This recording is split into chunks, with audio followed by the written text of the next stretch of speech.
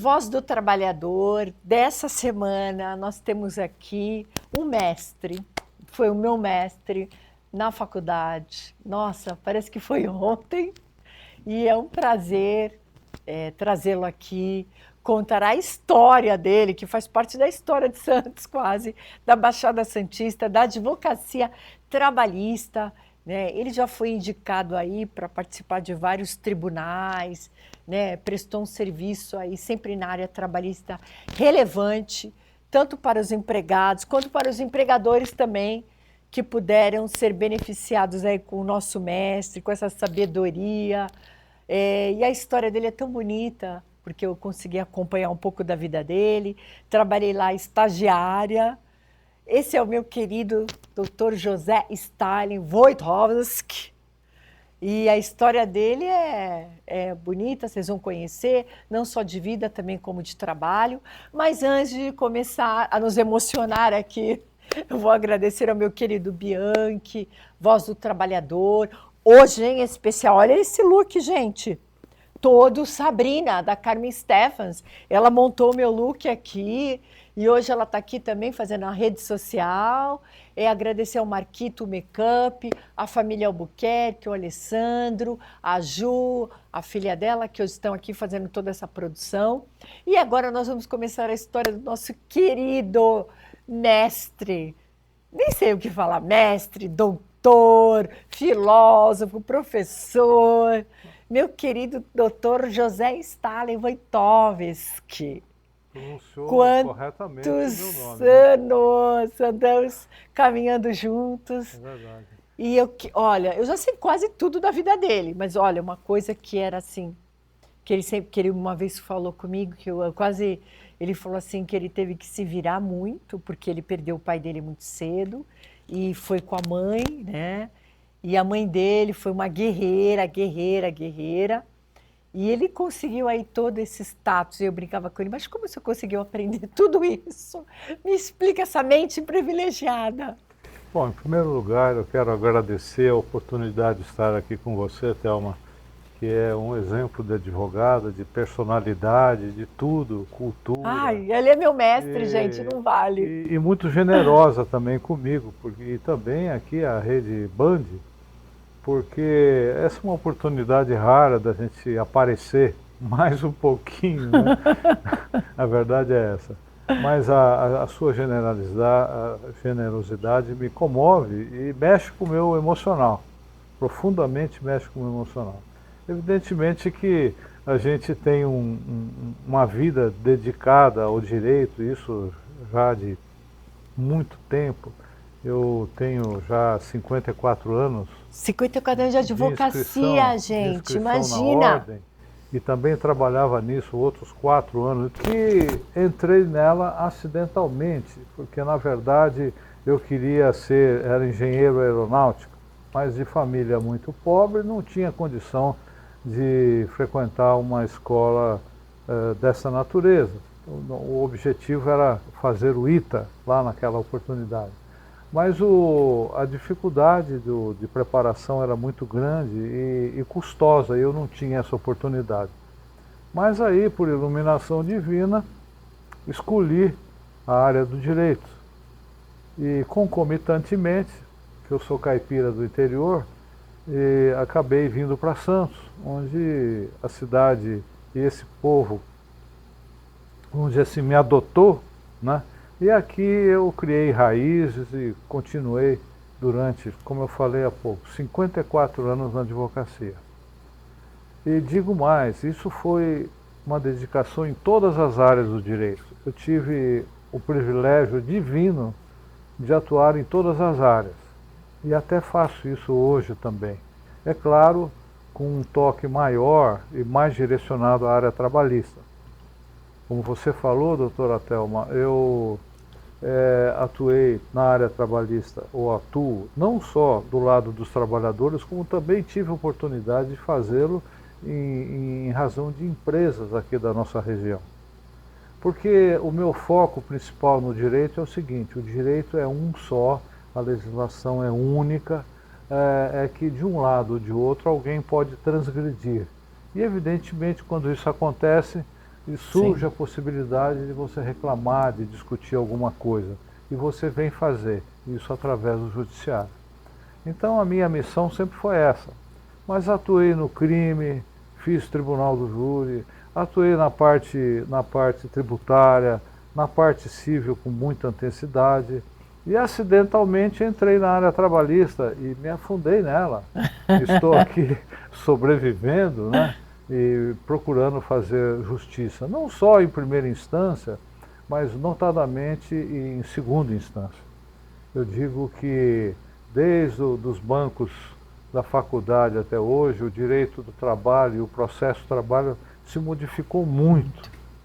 E ficou muito difícil e muito complicado e muito custoso também, porque ele representa a sustentabilidade do trabalhador, do cidadão e também das empresas que pagam, que necessitam dessa mão de obra e que têm que remunerar. Então, nas transgressões de um lado ou de outro é que surge a possibilidade da propositura de uma ação trabalhista, no caso aí. Mas isso vale para todas as áreas do direito. Nós estamos sempre, como advogado, postulando alguma coisa para fazer o equilíbrio da balança que nós queremos. Isso tudo para que todo mundo seja feliz, não é verdade? E haja uma habitabilidade em todos os setores da nossa vida. É assim que eu vejo as coisas e é assim que eu participo até hoje. E que ano que... Ah, ele tem uma história muito legal, não vou passar batido, preciso falar, da época da faculdade, da banda. Formaram banda na faculdade, banda de rock. Eu tive a oportunidade como vocalista de uma banda, Os Tranquilos, no qual participaram alguns colegas que se tornaram famosos. O Luiz Carlos Gomes Godoy, que agora aposentou-se como desembargador do TRT2, outros advogados que também trilharam aí em procuradorias ou na atividade particular com êxito. A minha turma realmente foi uma turma prodigiosa. Qual o ano da turma? Nós começamos, foi de 65 a 69. Nossa. Então, a formatura foi 65. Era Casa Amarela ainda? Naquela época a fama da nossa faculdade era a Casa Amarela, né?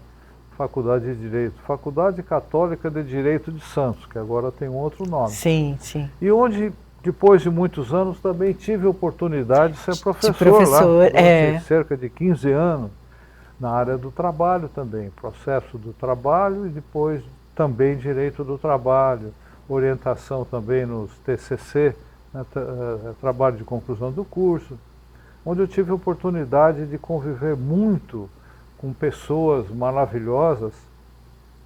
Uma delas está aqui destacada, que tiveram êxito na profissão, né, e na vida pública, né. É um número grandioso, porque durante esses quase 15 anos, como eu falei, quantos alunos nós tivemos oportunidade de conviver, de debater, de estudar, de pesquisar, e fazer justiça também, que a nossa meta, a nossa missão é exatamente isso, fazer justiça. E é isso que nós temos feito durante todo esse tempo. E que ano que o senhor entrou no comércio? Aí o senhor fez um pouco patronal, né? Eu tive uma atividade muito variada, eu fui advogado de muitas empresas, grandes empresas, e atuei também no sindicato, vários sindicatos, sindicato de hotéis, sindicato dos corretores de imóveis, sindicato não eram agentes autônomos, eram uma atividade aí, eu não me recordo agora exatamente o nome, não é mais existente, o sindicato de hotéis, o sindicato do comércio varejista, patronal, por exemplo, e durante 10 anos, mais ou menos, tive uma atividade muito intensa nesse sindicato, como também no de hotéis. E há 32 anos no Sindicato dos Comerciários aqui da Baixada. Patronal, né? Hotéis e... Hotéis era patronal, e Sindicato de Hotéis, restaurantes, bares similares. Depois o Sindicato dos corretores também por cerca de 10 anos. Esse outro sindicato que eu esqueci o nome aí também, que não existe mais, por cerca de 3 anos. O sindicato do comércio varejista atuei por cerca de 10 anos. E há 32 anos no sindicato dos comerciários, aqui da Baixada. A gente somos daquele advogado que vai lá encostar um umbigo no balcão? No balcão das antes juntas, depois varas do trabalho, ou no civil, no criminal também. Então foi uma militância, e está sendo até hoje, né? Muito intensa. Evidentemente que agora a gente já tem um foco maior da complexidade que houve no direito, né, nas relações sociais. Eu tenho uma dedicação muito grande e profunda em relação aos tribunais superiores, seja o Tribunal Regional do Trabalho, seja o Tribunal Regional Federal, no Superior Tribunal de Justiça, isso presencialmente, e também através do sistema eletrônico, até no Supremo Tribunal Federal. E olha, só para destacar, naquela época que eu trabalhava com ele, ele já era expert em computador. Imagina, para ele essa fase aí de que, todo mundo, que dificuldade com essa parte online, toda essa mudança de PJE, processo eletrônico, para Vossa Excelência deve ter sido assim nada, não teve problema nenhum, né? Foi uma satisfação, olha, em termos de processo de computador... Sim, eu sei que era... Eu comecei em 1974 o uso do computador. Eu fui o primeiro advogado a utilizar o computador aqui em Santos. 10 anos depois eu fui até objeto de uma reportagem, né? Naquela época já fazia 10 anos que eu atuava com computação. Isso para agilizar a atividade profissional. E o choque também com o conceito que se tinha do mundo eletrônico, tudo, né? Muitos seguiram a carreira da magistratura ou do Ministério Público, e lá naquela oportunidade lá atrás eles duvidavam muito. Eu falei, mas como o juiz o computador vai dar sentença no lugar do juiz e não sei o quê? Eu falo, não, nada disso. Ele vai agilizar o trabalho dos juízes, dos promotores e assim por diante. E as pesquisas também, o volume de decisões que vão ser assim empacotadas para você consultar e tudo, e agilizar tudo. Tudo isso foi um período muito interessante que agora aflorou demais. Então hoje nós já estamos falando até em inteligência artificial. No meu escritório, nós inclusive já adotamos esse sistema. Nós estamos utilizando a inteligência artificial em razão da multiplicidade de situações que ocorrem dentro de um processo, nas reivindicações que você faz. Quer dizer, por exemplo, cálculos que levariam aí semanas ou meses, a gente faz em alguns minutos apenas. Doutor Stalin, eu vou ter que fazer um break. Muito, né? Eu vou ter que fazer um break, já vou voltar, porque eu quero aprender então essa parte aí para colocar no meu escritório, porque eu ainda estou com aquele contador fazendo cálculo, mandando tudo para ele ainda. Vamos fazer um break e a gente volta já já.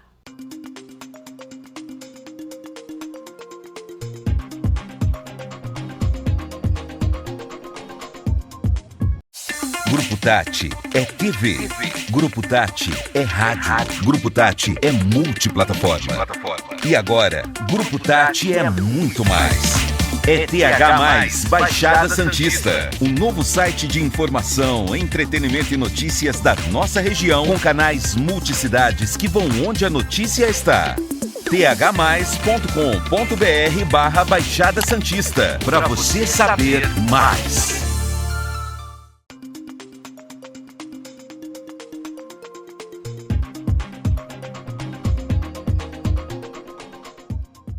Voltando, Voz do Trabalhador, e agora nós vamos entrar no futuro. Imagina, o meu mestre, olha, há 30 anos atrás, e hoje ele vai me dar mais uma aula, porque eu preciso aplicar a inteligência artificial no meu escritório. Mestre, como é que é? Como? Me explica, como assim? Cálculo, tudo com a inteligência artificial? Explica aí, como que vai funcionar agora para a gente nessa área inteligência artificial. E estão dizendo que vão tirar o trabalho dos advogados, será? Não, não vai. Veja bem, eu falei há pouco, vou repetir no ar, o seguinte, a inteligência artificial é uma consequência do que vinha já evoluindo em termos da evolução das novas tecnologias.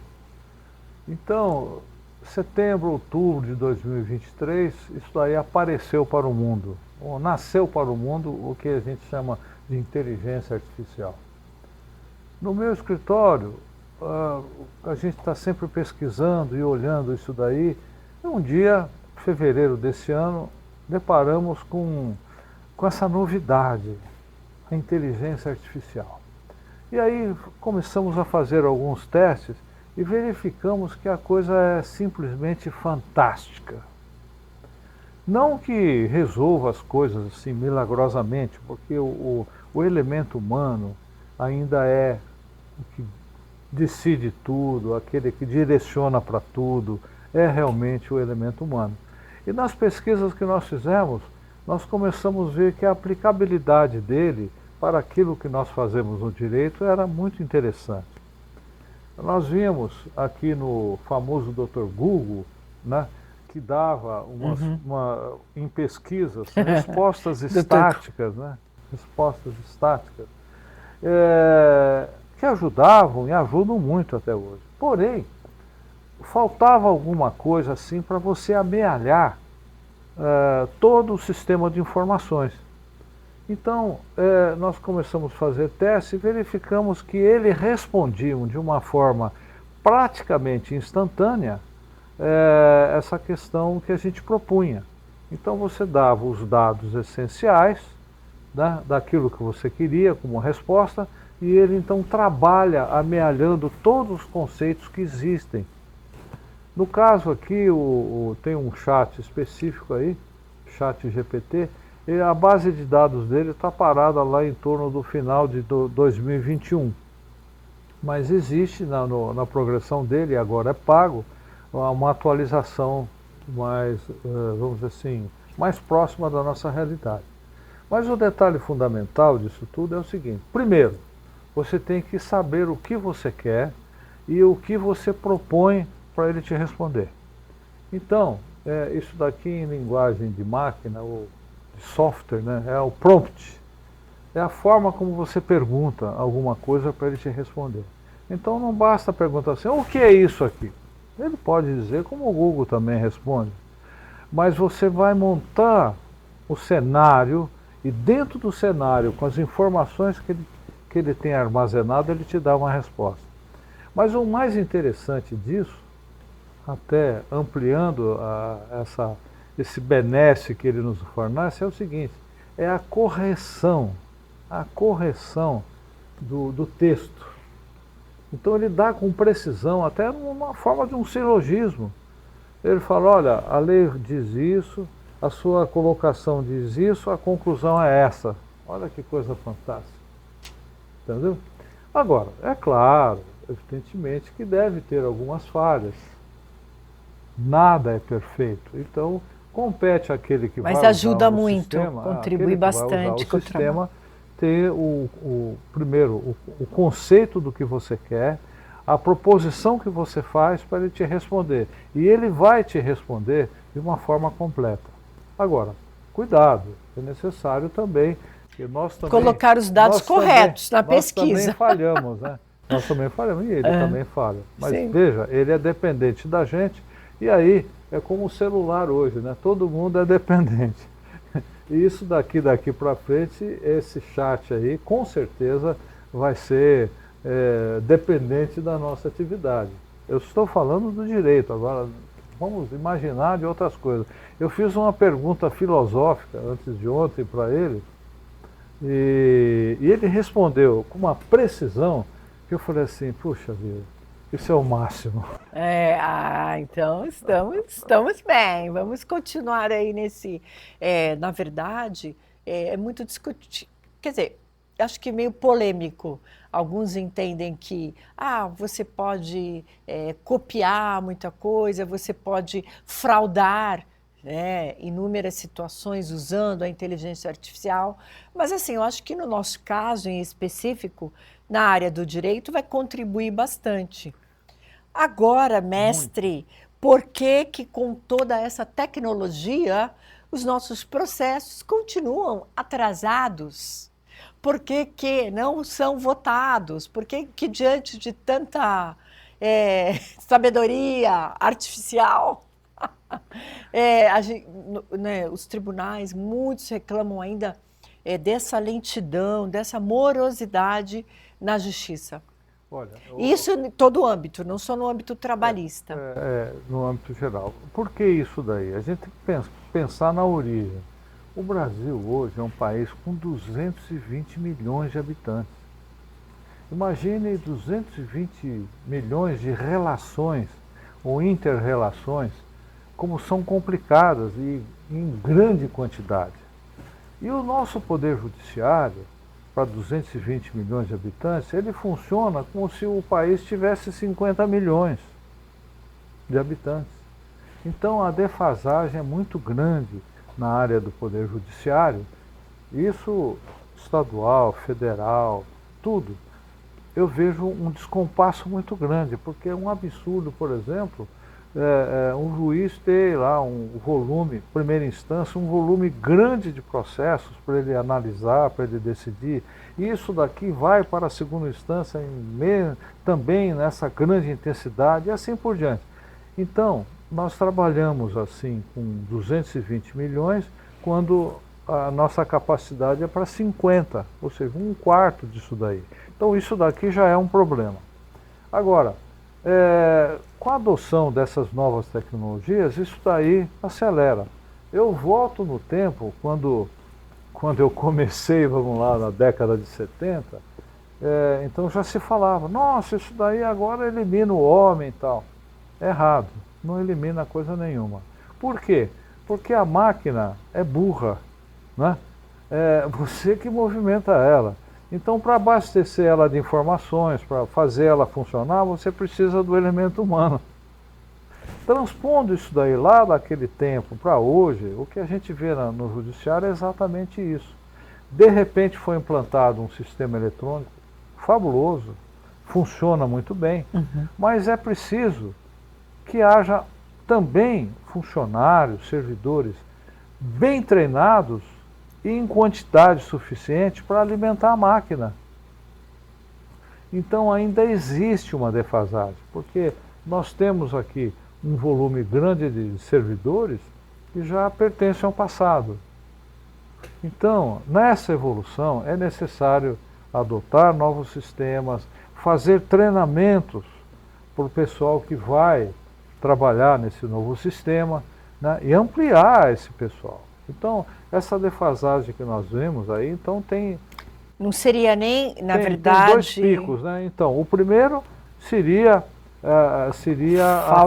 o volume muito grande em relação à realidade e à capacidade disponível, né? 220 milhões de habitantes, uma justiça para 50 milhões. Primeira coisa. Segunda coisa, com a evolução das novas tecnologias, seria o quê? Colocar um pessoal bem treinado e em número suficiente para atuar. Então nós não temos ainda uma correspondência. Por isso que a justiça atrasa, né? Não tem como resolver isso assim em curto ou médio prazo. Então há necessidade de ampliação do judiciário, nos dois sentidos, né? É isso. Tanto da mão de obra quanto da tecnologia. Da tecnologia. O senhor entende que a preparação desse pessoal para a tecnologia?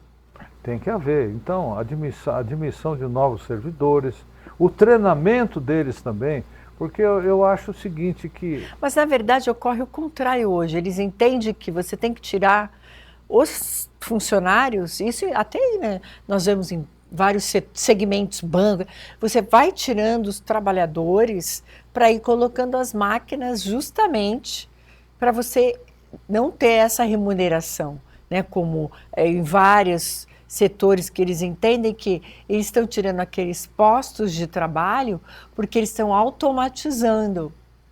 Então, acho que não seria esse o caso da justiça também? tirando os trabalhadores, automatizando para que ela funcionasse? Não. Pelo contrário, eu acho que haverá um aumento dos postos de trabalho. Agora, vamos analisar o pessoal. Vou fazer até uma historinha simples. Um dia eu estava numa reunião com vários amigos e um deles pegou um celular para passar uma mensagem e tudo, e aí chegaram os 2 filhinhos dele, de 4, 6 anos, né? E ele tentando assim, aí a menina, a mais velha, de 6 anos, assim, pai, não é assim que se faz. Tomou o celular da mão dele e falou, é assim, ó, pá. Mandou a mensagem. Então, transpõe essa idade, essa historinha aí para a nossa realidade. Quer dizer, esse pessoal, os servidores em atividade, tem muitos que não estão adaptados pelo novo sistema. E talvez nem vão se adaptar, como esse pai aí que não sabia usar o celular adequado e, no entanto, aquela criancinha lá resolveu o problema instantaneamente. Foi motivo de uma risada geral. Mas o mestre, na verdade, não é só os funcionários, os advogados também. E até hoje, muitos, né, até querem sair porque eles não aguentam mais, com exceção de alguns, como Vossa Excelência, entre outros. Mas ó, o Alessandro já está me dando um tempo ali, estamos acabando, não acredito.